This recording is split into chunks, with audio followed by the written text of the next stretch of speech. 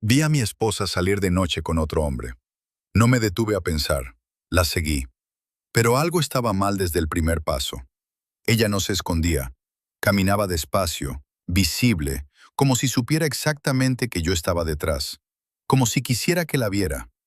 Entré al edificio detrás de ellos. Oscuro, silencioso. Olía a algo que no supe identificar, pero que mi cuerpo reconoció antes que mi mente. Y entonces mi teléfono vibró. Un mensaje. Número desconocido. Firmaste los papeles hace 6 meses. No entendí. Empecé a responder y escuché pasos detrás de mí. Giré. Mi esposa y ese hombre estaban al final del pasillo. No huyendo, esperándome. Y en la mano de ella había un sobre, como si lo hubieran preparado para este momento exacto. Hubo un tiempo en que yo era el tipo de hombre que no necesitaba vigilar a nadie. Lo digo en serio. No era celoso, no revisaba el teléfono de nadie, no preguntaba dónde habías estado ni con quién. Era, según mis propias palabras de aquel entonces, un hombre seguro, un hombre que confiaba. Eso decía yo. Elena y yo llevábamos 9 años casados cuando todo empezó. 9 años de una vida que funcionaba. No perfecta, no de película, pero funcional. Teníamos una rutina. Desayunábamos juntos los martes y los jueves porque eran los únicos días que yo no entraba temprano al trabajo. Ella hacía café solo para mí, aunque a ella no le gustaba. Yo bajaba a buscar el pan, aunque hacía frío. Cosas pequeñas. Esas cosas pequeñas que uno no nota hasta que desaparecen. No recuerdo exactamente cuándo empezaron a desaparecer. Sí recuerdo, en cambio, cómo era ella antes. La Elena de los primeros años se reía con toda la cara. Tenía esa manera de inclinarse hacia adelante cuando algo le parecía gracioso, como si el cuerpo entero quisiera participar en la risa. Le gustaba quedarse en la cama los domingos hasta las 11, leyendo con las piernas cruzadas y el pelo sin peinar. Discutíamos por cosas insignificantes, como todas las parejas, pero nunca hubo nada que se quedara sin resolver al final del día. Esa era la mujer con la que me casé. No sé exactamente cuándo empezó a ser otra, ni tampoco cuándo empecé a ser yo uno distinto. Eso no lo vi hasta mucho después. Lo que sí recuerdo es el primer momento en que noté algo raro. No fue un mensaje en el teléfono, no fue un perfume desconocido en su ropa. Fue algo mucho más simple y al mismo tiempo mucho más difícil de ignorar. Fue una tarde de miércoles. Llegué a casa antes de lo habitual porque cancelaron una reunión. Entré por la puerta trasera, la que da a la cocina, porque tenía las manos ocupadas con una bolsa del supermercado. No hice ruido. No avisé. Elena estaba de espaldas, frente a la ventana, hablando por teléfono en voz baja. No era el volumen lo que me llamó la atención, era su postura. Tenía los hombros encogidos hacia adentro, los brazos cruzados sobre el pecho, la cabeza ligeramente inclinada. Era la postura de alguien que protege algo, o de alguien que tiene miedo de ser escuchado. Cuando me oyó entrar, cortó la llamada. Se giró, sonrió. «No te escuché llegar», dijo. «Ya veo», respondí, y no dije nada más. Guardé las cosas en la nevera, puse agua a calentar y me senté a leer. Ella también se sentó. Encendió la televisión. Todo fue completamente normal durante el resto de la noche, pero yo seguía viendo esa postura en mi cabeza, esos hombros cerrados, esa llamada que terminó demasiado rápido. Me dije que estaba cansado, que interpretaba mal las cosas, que 9 años de matrimonio a veces crean ese tipo de ruido, esa pequeña estática que uno confunde con señales, cuando en realidad no es nada. Me lo creí durante aproximadamente 2 semanas. Luego vino lo de la puerta del baño. Elena nunca cerraba la puerta del baño con llave. Era algo que siempre me había parecido curioso, incluso antes de casarnos. Decía que no le gustaba sentirse encerrada, que los espacios cerrados le daban una sensación rara en el pecho. Yo lo entendía. Nunca fue un problema. Hasta que una noche, a las 11:30, fui al baño y el pomo no giró. Cerrado con llave. Llamé suavemente. «Elena, ¿estás bien?» Silencio. Luego, después de unos segundos que se me hicieron largos, «Sí, ya salgo». Salió. Tenía la cara lavada y el pelo recogido. Me dijo que había estado hidratándose, que tenía la piel seca. Yo asentí.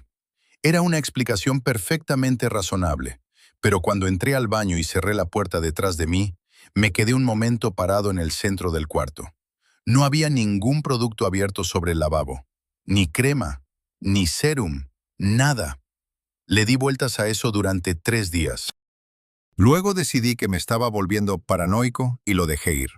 Lo que no pude dejar ir fue lo que pasó el jueves siguiente. Estábamos cenando. Ella había hecho pasta, algo que no hacía desde hacía meses porque decía que el olor del ajo le daba dolor de cabeza. Yo no le pregunté por qué había cambiado de opinión. Solo serví los platos y me senté. A mitad de la cena me levanté a por agua. Pasé detrás de ella. Solo eso. Pasé detrás de su silla para llegar a la nevera. Elena se tensó. No fue dramático. No fue un grito ni un salto. Fue algo mucho más sutil, más difícil de negar. Los músculos de su espalda se pusieron rígidos durante un segundo. Sus manos, que estaban enrollando pasta en el tenedor, se detuvieron. Un segundo, solo uno. Luego siguió comiendo como si nada. Yo cogí el agua y volví a mi silla. No dije nada, pero algo frío me recorrió el pecho, y tardé varios minutos en entender qué era. No era celos. Era la sensación de que mi esposa acababa de tener miedo de mí. Esa noche no dormí bien. Me quedé mirando el techo mientras Elena respiraba despacio a mi lado. Intenté construir una explicación que tuviera sentido. Quizás estaba estresada por el trabajo. Quizás le había pasado algo que no quería contarme. Quizás yo estaba proyectando. Y también intenté recordar la última vez que la había visto reír de verdad. La última vez que habíamos tenido una conversación que no fuera sobre el supermercado o los recibos o si había que llamar al técnico del aire acondicionado. No pude. No encontré el momento. Era como intentar recordar cuándo dejó de llover en una sequía larga. En algún punto simplemente ya no llovía, y no hubo un día concreto en que el cielo tomara esa decisión. Me aferré a esa última opción. Proyección. Eso era. Seguí aferrándome a ella durante los días siguientes, aunque cada vez me costaba más esfuerzo. Hubo un momento, a los pocos días, que preferiría no recordar. Llegué a casa de mal humor. Había tenido una semana larga y un viernes peor. Me serví un vaso de agua en la cocina y al darme la vuelta, Elena estaba ahí, en el umbral mirándome. No había hecho ningún ruido al entrar. No sé cuánto tiempo llevaba ahí. Le pregunté qué pasaba. Dijo que nada, pero no se movió del umbral. Se quedó ahí, con los brazos cruzados y la mirada fija en algún punto entre mis manos y mi cara, como si estuviera evaluando algo. Esa noche, mientras cenábamos en silencio, encontré algo debajo de mi servilleta. Una tarjeta pequeña, blanca, con un número de teléfono y 3 palabras impresas debajo. Línea de crisis familiar. La giré entre los dedos. ¿Qué es esto?, pregunté. Elena no respondió de inmediato. Cogió su vaso de agua, dio un sorbo y luego me miró. Por si algún día la necesitas. No me gritó. No me lo dijo con rencor. Lo dijo con una calma que resultaba más perturbadora que cualquier pelea. Tiré la tarjeta al centro de la mesa. Le dije que no necesitaba ninguna línea de crisis. Ella no dijo nada más. Pero cuando levanté el plato para llevarlo a la cocina, la vi guardarse la tarjeta en el bolsillo del pantalón. Como si supiera que la iba a volver a necesitar. Esa noche no hablamos. Yo me quedé en el salón hasta tarde, mirando una pantalla sin ver nada. Cuando entré a la habitación, Elena ya dormía, o fingía dormir. Me quedé en el borde de la cama un momento, mirándola respirar, intentando reconocer a la persona que estaba al otro lado de la cama. No pude. Porque las cosas no mejoraban. Se volvían más pequeñas, más silenciosas, más difíciles de señalar sin parecer el tipo que busca problemas donde no los hay. Elena dejó de canturrear mientras cocinaba. Siempre lo había hecho, desafinada y sin darse cuenta. Pequeñas canciones a medio recordar. Un día simplemente dejó de hacerlo, y yo no me di cuenta hasta una semana después, cuando el silencio de la cocina me resultó de repente demasiado pesado. También cambió cómo me saludaba cuando llegaba a casa. Antes venía al pasillo cuando escuchaba la llave en la puerta. A veces solo para preguntar si quería cenar ya o más tarde. A veces sin motivo, solo el gesto de estar ahí. Ahora se quedaba donde estaba. Me escuchaba llegar y no se movía. Yo intentaba no interpretarlo, pero hay cosas que el cuerpo interpreta solo, sin pedir permiso a la cabeza. Hubo una noche en que intenté hablar con ella, directamente, sin rodeos. Le pregunté si estaba bien. Dijo que sí. Le pregunté si había algo que quisiera contarme. Hizo una pausa demasiado breve para ser natural y luego dijo que no. Le dije que la notaba distinta. Se quedó callada un momento. Luego me miró de una manera que no supe cómo clasificar. No era indiferencia, no era culpa, era algo más parecido a la precaución, como si estuviera eligiendo muy cuidadosamente qué decir a continuación. Estoy bien, repitió. Solo estoy cansada. No la presioné. Pero esa mirada se quedó conmigo varios días. Era la mirada de alguien que sabe algo que tú no sabes y que ha decidido, conscientemente, no decírtelo. Una tarde encontré su teléfono sobre la mesa del salón, desbloqueado, la pantalla encendida. No quería mirarlo. Me repetí eso mientras cruzaba el salón. No quiero mirarlo. No soy ese tipo de persona. No voy a convertirme en ese hombre. Pero cuando pasé por delante, no pude evitar bajar la vista. Una dirección. Eso fue todo lo que vi antes de apartar los ojos. Una dirección y una hora. Esa noche, las 10:30. Me fui a la habitación y me senté en el borde de la cama. Respiré despacio. Me dije todas las cosas que uno se dice en ese momento. Puede ser cualquier cosa. Puede ser una cita médica. Puede ser una amiga. Puede ser algo del trabajo. Puede ser cualquier cosa. Pero las 10:30 de la noche no es la hora de las citas médicas. Elena entró a la habitación 20 minutos después.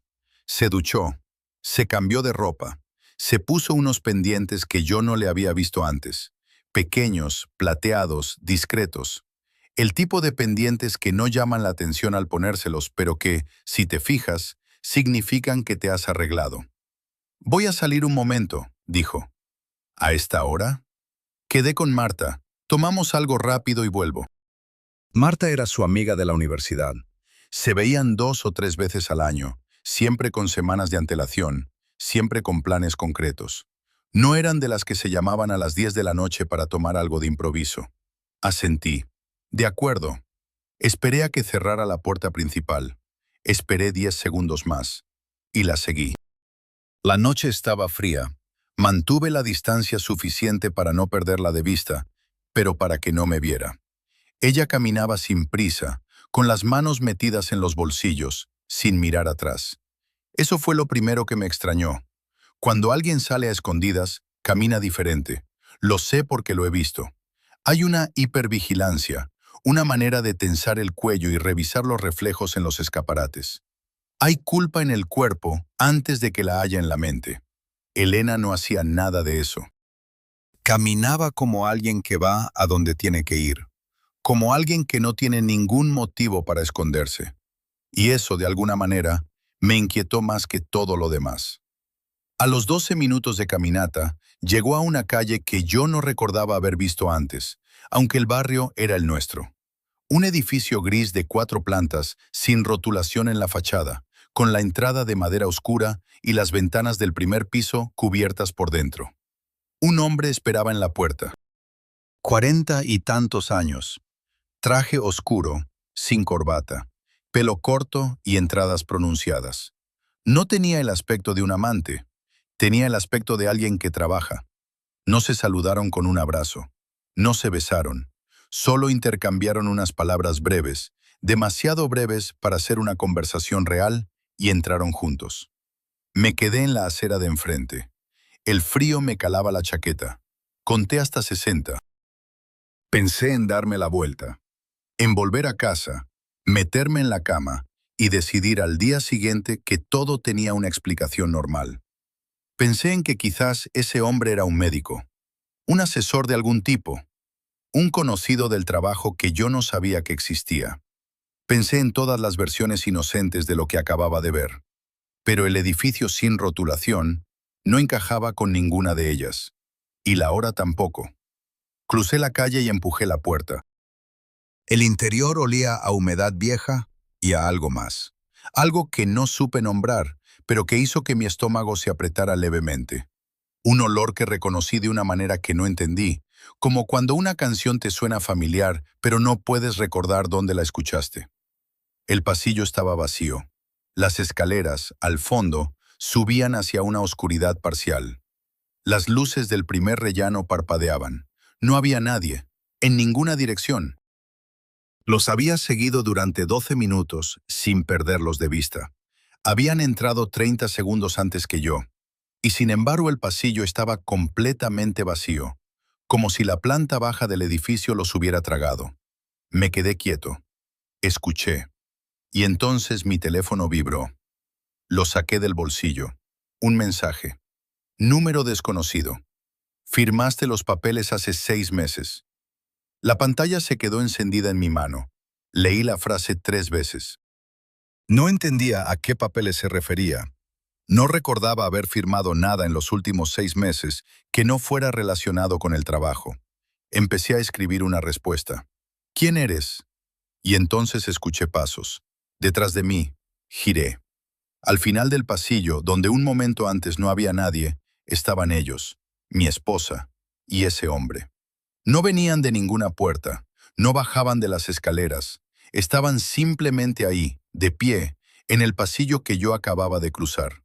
Elena me miraba sin sorpresa, sin culpa, sin miedo. Me miraba como se mira a alguien al que llevas mucho tiempo esperando, y en su mano había un sobre, blanco, cerrado, con mi nombre escrito a mano en la parte delantera. No dije nada. Ella tampoco. Solo el silencio del edificio, el parpadeo de la luz del rellano y esa sensación que empezó a abrirse camino lentamente por mi pecho. La sensación de que algo había pasado ya. Algo que yo no recordaba. Algo que ellos sí. Y que de alguna manera yo iba a tener que recordar también. Aunque no quisiera. Aunque me costara todo lo que aún me quedaba dentro. No dije nada durante varios segundos. Ellos tampoco. El pasillo del edificio tenía ese tipo de silencio que no es ausencia de ruido, sino presencia de algo que no quiere ser nombrado. La luz del rellano seguía parpadeando. Mi teléfono seguía encendido en mi mano, con el mensaje todavía en pantalla. Firmaste los papeles hace 6 meses. Miré a Elena. Miré al hombre, y entonces hice lo único que sabía hacer en ese momento. Durante un segundo consideré salir corriendo. Literalmente, dar media vuelta, cruzar la puerta y no parar hasta llegar a casa. Despertarme mañana y decidir que nada de esto había pasado. Pero el mensaje seguía en pantalla, y mis piernas no se movieron. Pregunté, ¿qué es esto? Elena no respondió. El hombre tampoco al principio. Solo me miraron con esa calma que resulta más irritante que cualquier respuesta. Era la calma de alguien que ya ha tenido esta conversación antes, que sabe cómo termina, que solo está esperando a que el otro llegue al mismo punto. ¿Quién eres tú?, le dije al hombre. Dio un paso hacia adelante, lento, con las manos visibles, como si quisiera dejar claro que no era una amenaza. Me llamo Rodrigo Valls, dijo. Soy abogado. Asentí, despacio. El abogado de mi esposa. No fue una pregunta. Era la única explicación que tenía sentido en ese momento. Ella quería el divorcio. Había contratado a un abogado.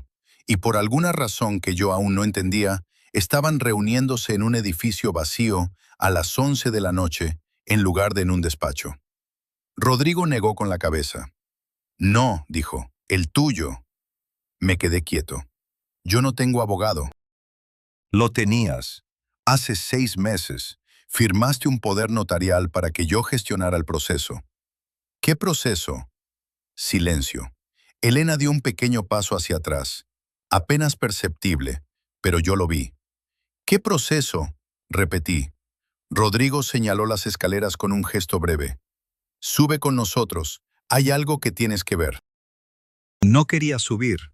Quería salir del edificio, salir a la calle fría y volver a casa con la certeza reconfortante de que todo lo que acababa de ver tenía una explicación sencilla que yo simplemente no había encontrado todavía. Pero el mensaje en mi teléfono no me dejaba hacer eso. Firmaste los papeles hace 6 meses. Subí. El segundo piso del edificio era un espacio abierto y casi vacío. Había una mesa en el centro, 2 sillas, una ventana cubierta por dentro con papel de periódico viejo, y en la pared del fondo, algo que no esperaba ver. Un tablón, grande, de corcho, clavado directamente en la pared sin ningún intento de disimularlo. Y en el tablón, fotos. Me acerqué despacio. Eran fotos de una persona. Tardé un momento en reconocer que era yo. No porque las imágenes fueran malas. Eran claras, tomadas de cerca, bien encuadradas. Tardé porque el cerebro tarda en aceptar ciertas cosas. Hay un segundo de negociación interna, una fracción de tiempo en que la mente intenta ofrecer otras interpretaciones antes de rendirse a la más obvia. Yo en la calle. Yo frente a una ventana. Yo entrando a un edificio. Este edificio. En ropa diferente. Me detuve en esa última parte. Las imágenes estaban fechadas en la esquina inferior derecha. Diferentes días, diferentes semanas. En una llevaba el abrigo gris que solo uso en invierno. En otra, una camiseta de manga corta. En una tercera, la chaqueta azul que compré hace 2 años y que ya no encuentro desde hace meses. ¿De cuándo son estas fotos?, pregunté sin girarme. La más antigua es de hace 7 meses, dijo Rodrigo desde detrás de mí. La más reciente es de hace 11 días. Intenté hacer el cálculo. 7 meses atrás no era un periodo que yo pudiera localizar con facilidad. Era un tiempo difuso, sin bordes claros. Intenté recordar qué había estado haciendo 7 meses atrás. No pude. O más exactamente, podía recordar algunas cosas. El trabajo, una cena con los padres de Elena, un fin de semana en que llovió mucho y nos quedamos en casa. Pero había huecos. Pequeños, no dramáticos. El tipo de huecos que uno atribuye al cansancio o a que los días se parecen demasiado entre sí. ¿Quién tomó estas fotos?, pregunté. Yo las encargué, dijo Rodrigo, como parte del proceso. Me giré. ¿Qué proceso? Esta vez fue Elena quien respondió. El acuerdo de alejamiento, dijo. Lo dijo sin levantar la voz, sin dramatismo, como se dice algo que se ha tenido que repetir demasiadas veces y que ya no produce ninguna emoción. Sentí que algo se movía en mi pecho. No era dolor todavía, era algo anterior al dolor. El momento justo antes de que el golpe llegue, cuando el cuerpo ya sabe lo que viene, pero la mente aún no lo ha procesado. ¿Qué acuerdo de alejamiento? Elena señaló la mesa. Sobre la superficie había una carpeta, fina, con mi nombre escrito en la pestaña lateral con letra de imprenta. La abrí. Documentos. Varios. Con membrete de un despacho de abogados. Con mi nombre. Con la fecha. Y al final de cada uno, mi firma. Reconocí la firma antes de reconocer nada más. Era la mía. El mismo trazo irregular en la L. La misma manera de alargar la G al final. Inconfundible. Pasé las páginas. El lenguaje legal era denso, pero entendí lo suficiente. Acuerdo de alejamiento voluntario. Reconocimiento de episodios de violencia doméstica. Compromiso de tratamiento psicológico continuado. Restricción de contacto no supervisado. Me detuve en esa última parte. La leí 2 veces. Restricción de contacto no supervisado con Elena Martínez, cónyuge del firmante. Solté la carpeta sobre la mesa. Esto es falso. Rodrigo no reaccionó. Es tu firma, dijo. Alguien copió mi firma. Hay 3 testigos notariales. 2 de ellos son funcionarios públicos. Miré a Elena. Ella me devolvió la mirada. Quieta, entera, sin ninguna de las señales que yo habría esperado en alguien que acaba de ser descubierto en una mentira. ¿Me lo puedes explicar?, dije. No era una pregunta. Era una advertencia. Elena cruzó los brazos. Respiró despacio. Te lo he explicado antes, dijo. Muchas veces. Nunca me has explicado esto. Sí lo hice. Yo recordaría algo así. Hubo un silencio breve, y en ese silencio, algo en la cara de Elena cambió. No fue un gesto grande, fue una pequeña contracción alrededor de los ojos, algo que en 9 años de matrimonio aprendí a reconocer como el momento en que ella decide no decir lo que estaba a punto de decir. Rodrigo se acercó a la mesa y abrió la carpeta por la última página. Firmaste esto en presencia de tu médico, de un funcionario del juzgado y de mí, dijo. Era un viernes por la mañana. Llovía. Pediste un café que no llegaste a tomarte. Ese nivel de detalle me descolocó. No porque lo recordara, sino porque no lo recordaba. Y debería. Esto es una manipulación, dije. Los dos estáis coordinados para hacerme parecer... ¿Qué? Preguntó Rodrigo. Me callé. ¿Para hacerte parecer qué? Repitió. No terminé la frase, porque cuando intenté construirla, me di cuenta de que el final que tenía en la cabeza no se sostenía. Para hacerme parecer peligroso, para hacerme parecer inestable, para hacerme parecer el tipo de hombre que necesita un acuerdo de alejamiento firmado ante notario. ¿Quién haría eso? ¿Con qué motivo? ¿Cómo? Las preguntas no tenían respuestas que funcionaran, pero las alternativas eran peores. Me alejé de la mesa, caminé hasta la ventana cubierta y me quedé de espaldas a ellos un momento. Intenté ordenar lo que sabía con certeza. Sabía que había fotos mías entrando a este edificio en fechas que no recordaba. Sabía que había un documento con mi firma que yo no recordaba haber firmado. Sabía que mi esposa llevaba semanas comportándose como alguien que tiene miedo de mí. Sabía que ese miedo no era actuación. Lo había visto demasiadas veces, en demasiados momentos pequeños y cotidianos, para que fuera una performance sostenida. Me giré. ¿Qué se supone que hice? Elena abrió la boca. La cerró. Miró a Rodrigo. Rodrigo asintió levemente, como dándole permiso. Elena se sentó en una de las sillas, cruzó las manos sobre la mesa, y entonces me lo dijo. No todo, no de golpe.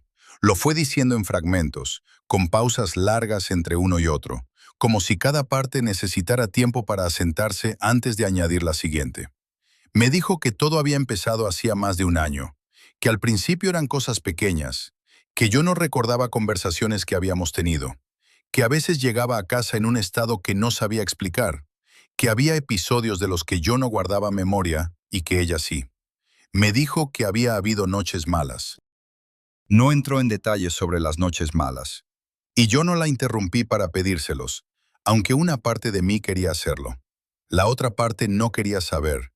Me dijo que después de una de esas noches, yo mismo había pedido ayuda, que había ido al médico, que había empezado un tratamiento, que durante varios meses las cosas habían ido mejor, y luego había dejado el tratamiento.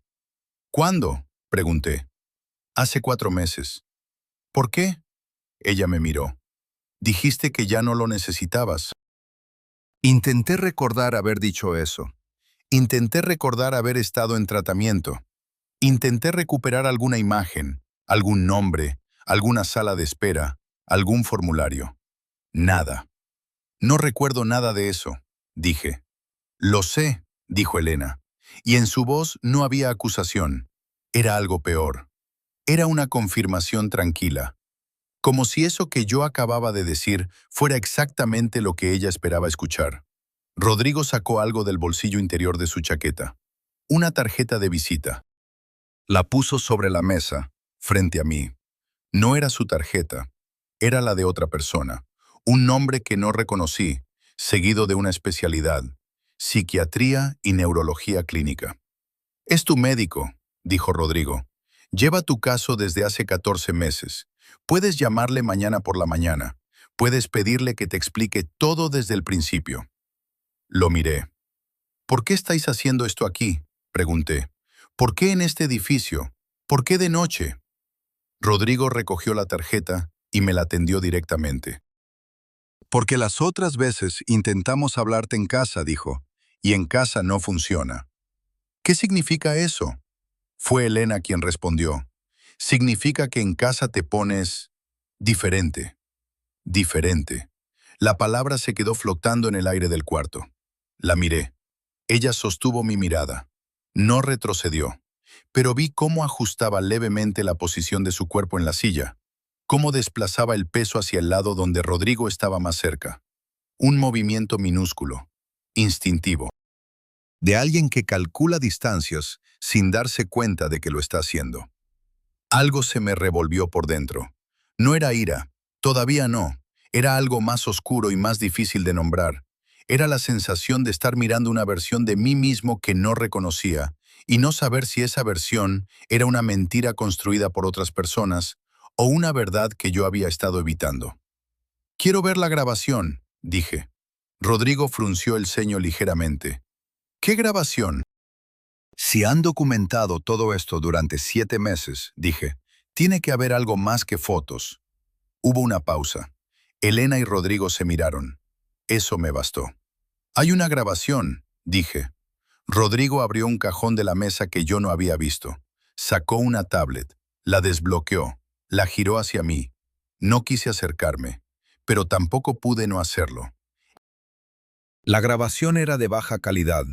Una cámara fija, probablemente la de un teléfono apoyado en algún sitio.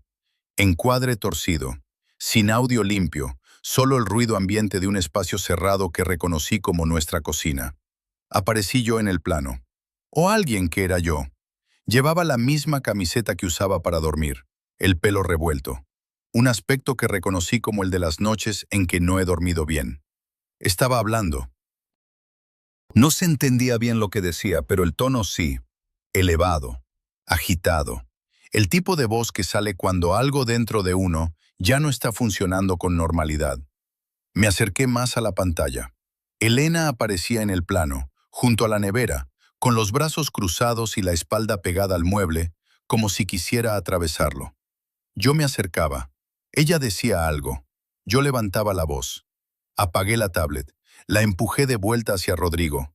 «Eso no prueba nada», dije. Rodrigo no respondió. Cualquiera puede perder los nervios en una discusión. Rodrigo seguía sin responder. «Eso no es violencia. Eso es una pareja teniendo una discusión».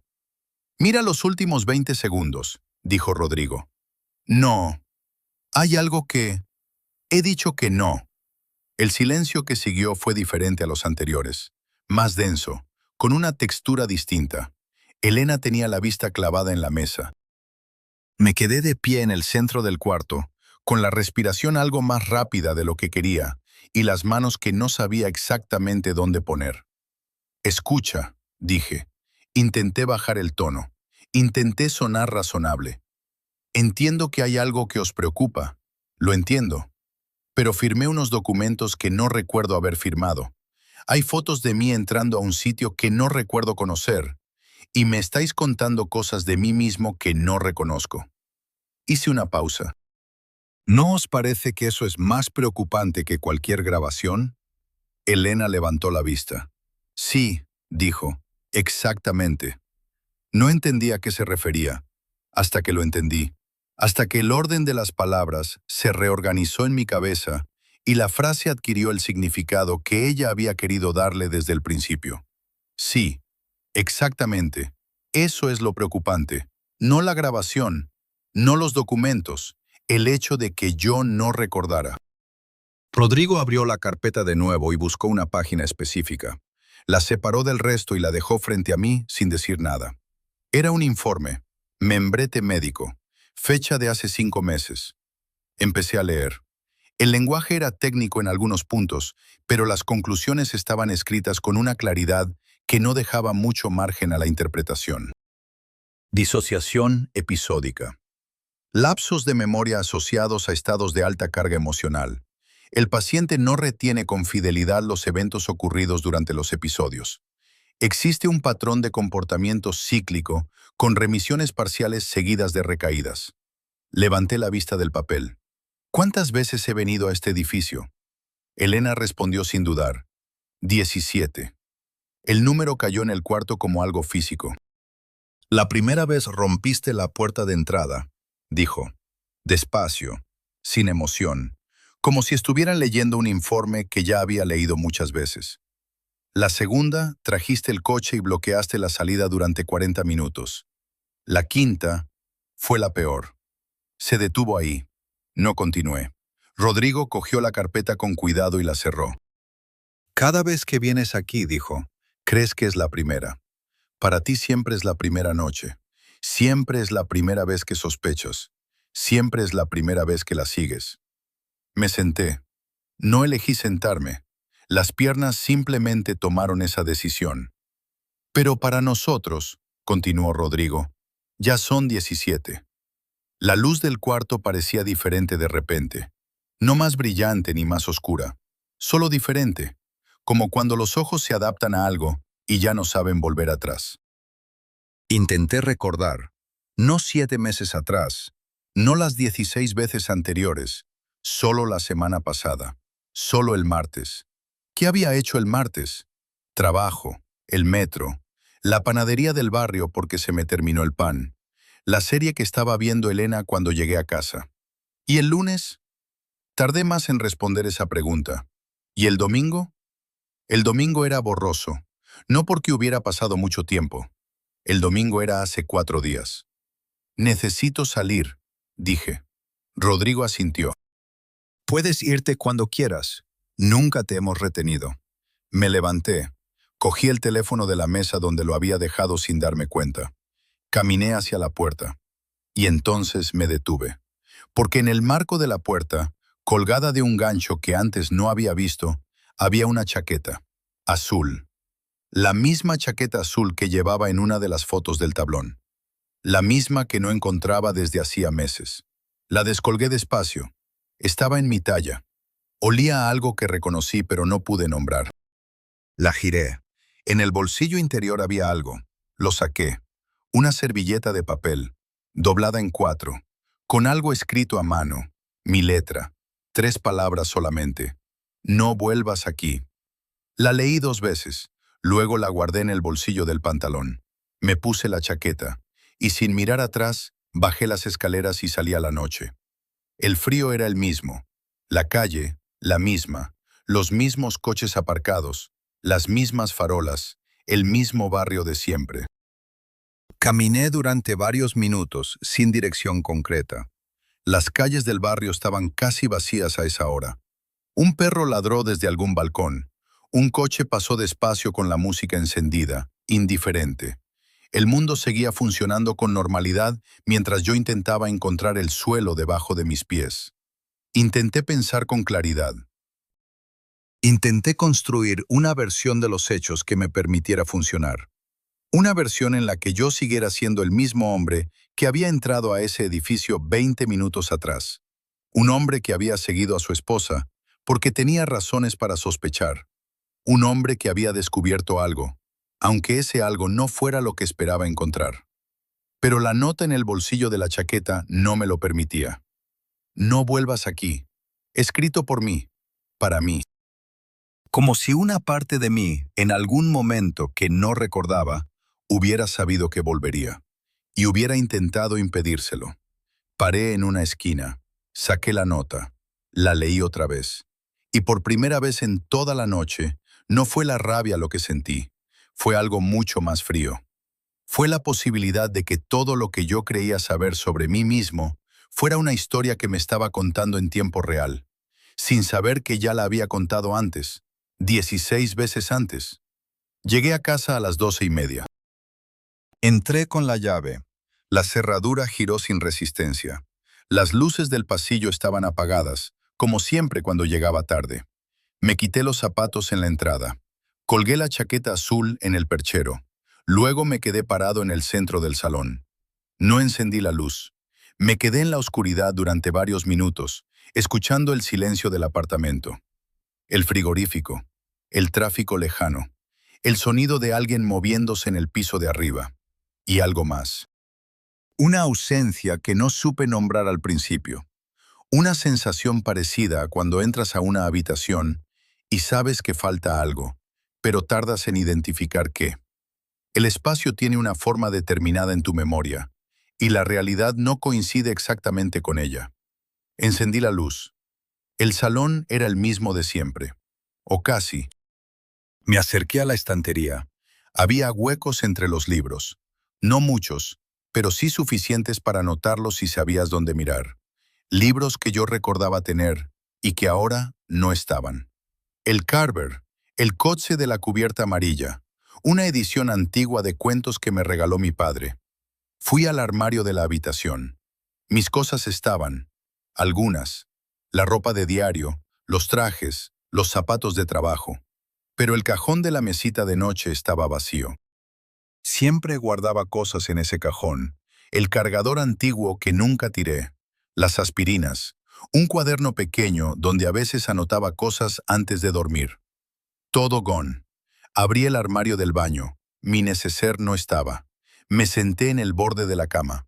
Intenté recordar haberlos movido. Intenté recordar una tarde de limpieza, una reorganización, algún momento en que hubiera decidido mover mis cosas de un sitio a otro. No pude. Me levanté y fui al despacho. Era el cuarto más mío de todo el apartamento. Allí estaba mi escritorio, mis papeles de trabajo, la lámpara que compré cuando terminé la carrera. Ese cuarto al menos debería ser inconfundiblemente mío.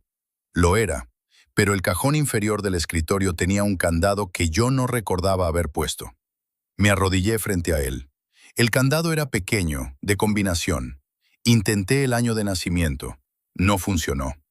Intenté el año en que nos casamos con Elena. No funcionó. Intenté el año en que nos mudamos a este apartamento. El candado se abrió. Dentro había una caja de zapatos. La saqué, la abrí. Había papeles, doblados, algunos arrugados, escritos a mano con letra que reconocí como mía, pero que en algunos fragmentos parecía más agitada, más irregular, como si la mano que la escribía tuviera prisa o no estuviera del todo quieta. Cogí el primero. Era una lista, sin título, sin fecha, solo una lista numerada de cosas.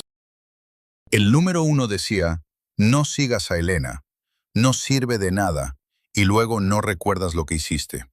El número 2, Rodrigo Valls es tu abogado, no el de ella. Tienes su número en el móvil bajo abogado R. El número 3, hay un apartamento en la calle Velázquez, número 14, tercero B. Es tuyo. Llevas viviendo ahí desde hace 6 meses. La llave está en el llavero junto a la del buzón. Me detuve. Leí ese punto otra vez. Calle Velázquez, número 14, tercero B. Saqué el llavero del bolsillo. Tenía 3 llaves.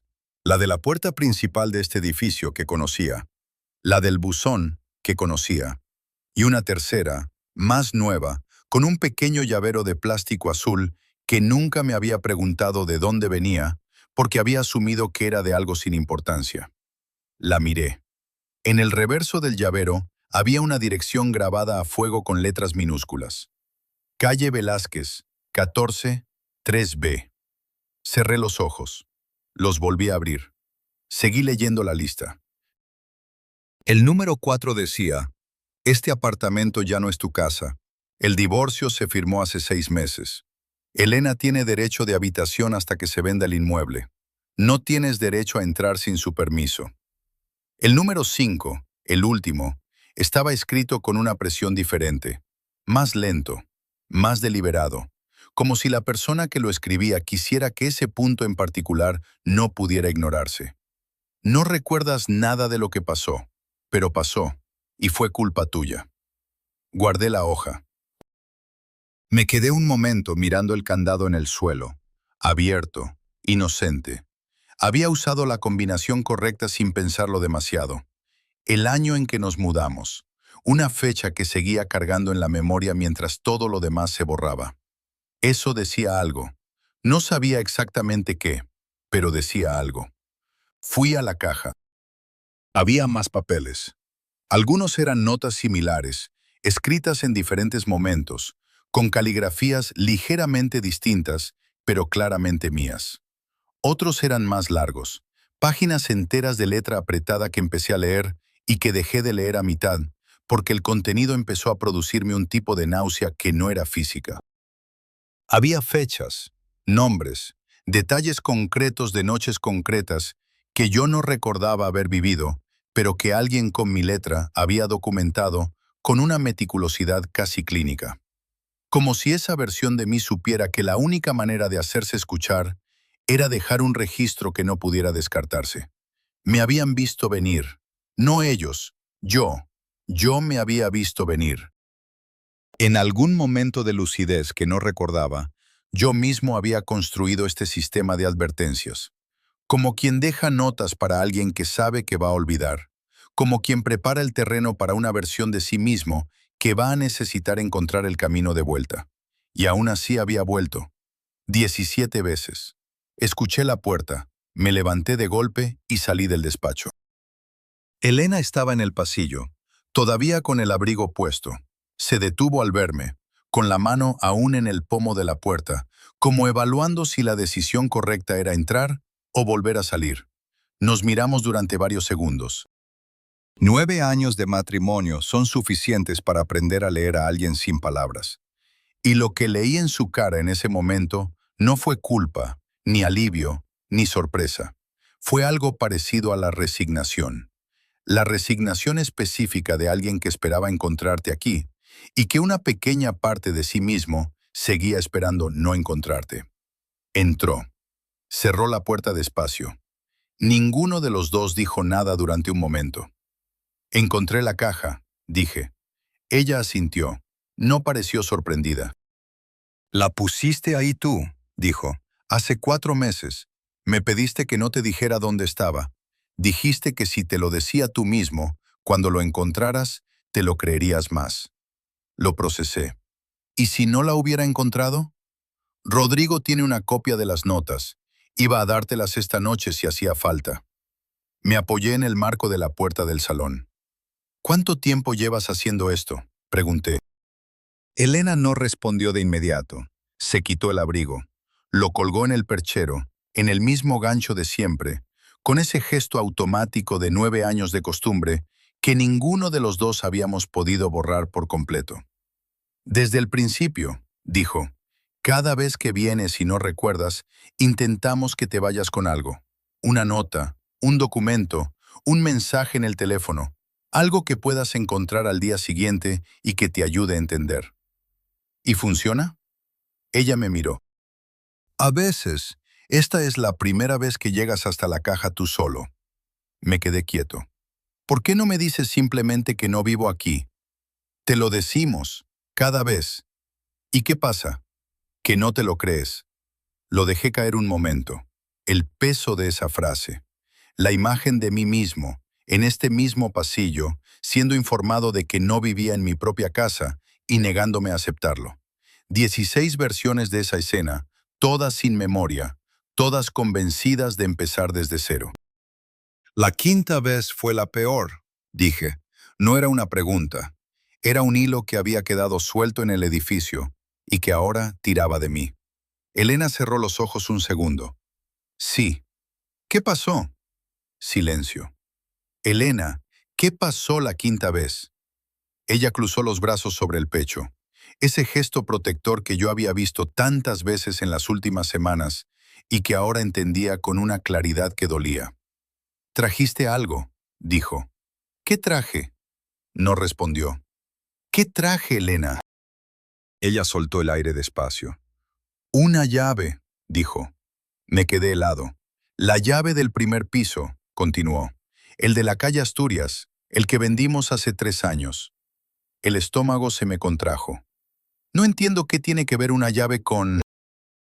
«Lo que ocurrió en esa casa», dijo Elena, y su voz era completamente plana, como la voz de alguien que lleva mucho tiempo practicando cómo decir ciertas cosas sin quebrarse. «Fue antes de que hubiera ningún diagnóstico, antes de que hubiera ningún abogado, antes de que yo supiera lo que estaba pasando. Me senté en el sofá, no porque eligiera hacerlo, sino porque las piernas decidieron que era el momento». «Nunca me lo contaste». «Sí te lo conté, no lo recuerdas». «¿Qué pasó en esa casa?». Él la negó con la cabeza. «Esta noche no.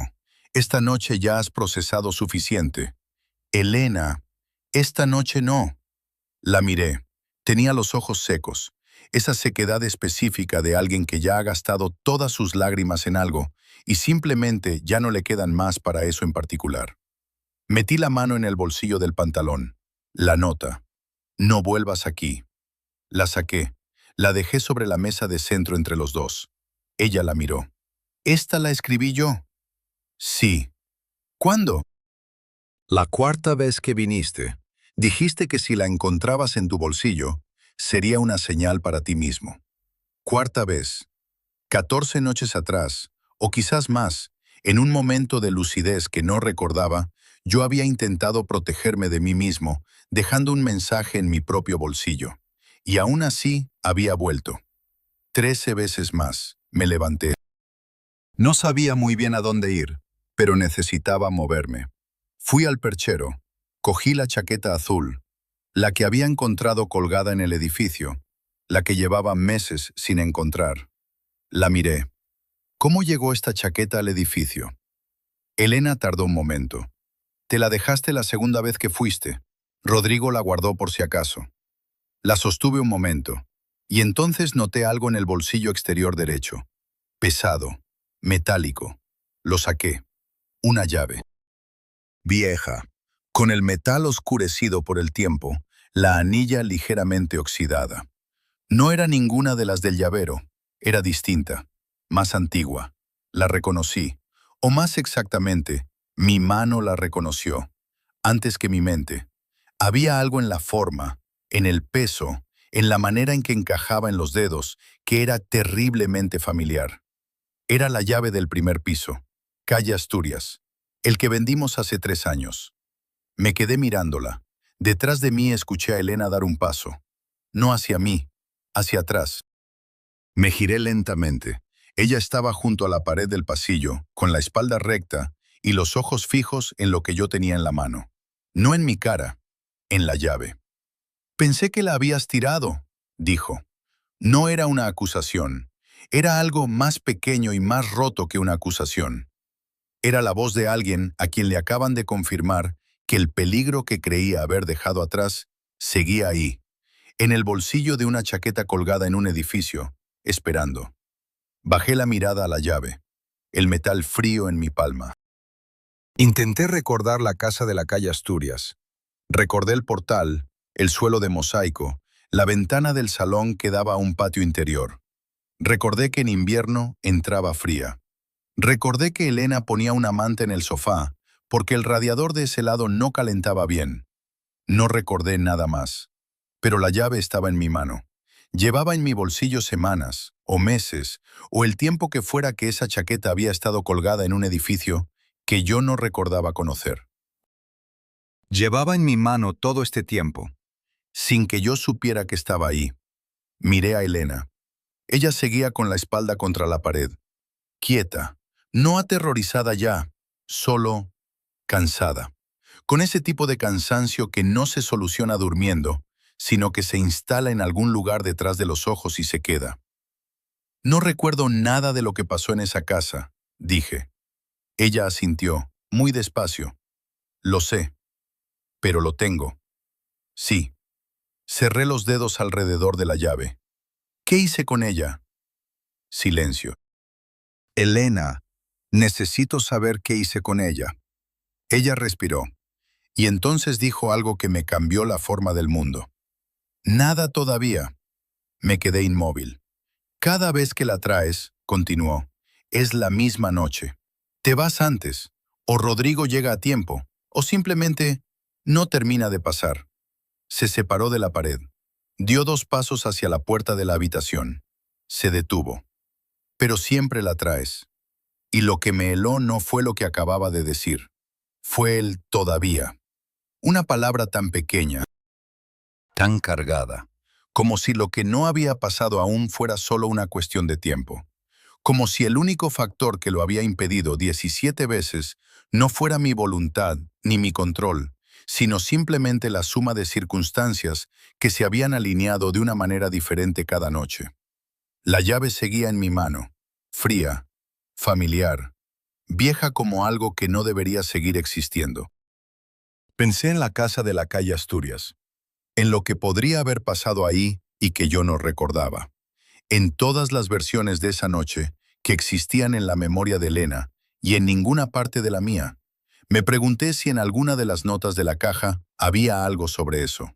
Si en algún momento de lucidez yo mismo me lo había escrito. No había querido leer todos los papeles. Ahora ya no podría hacerlo esta noche. La puse sobre la mesa. Me alejé de ella. Y me quedé de pie en el centro del salón de una casa que ya no era mía, sosteniendo el peso de todas las noches que no recordaba, pensando en que en algún lugar de la ciudad había un apartamento con mi nombre en el buzón y una llave en mi llavero que nunca había usado conscientemente. Una vida entera vivida en el hueco entre un episodio y el siguiente. Me pregunté cuántas versiones de mí mismo habían salido por esa puerta convencidas de que eran la única. Me pregunté si alguna de ellas había encontrado el apartamento de la calle Velázquez antes de que los episodios volvieran.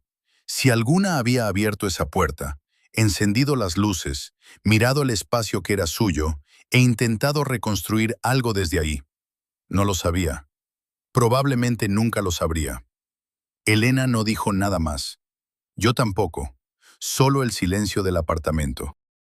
Y la llave sobre la mesa, quieta, esperando la noche siguiente, igual que siempre.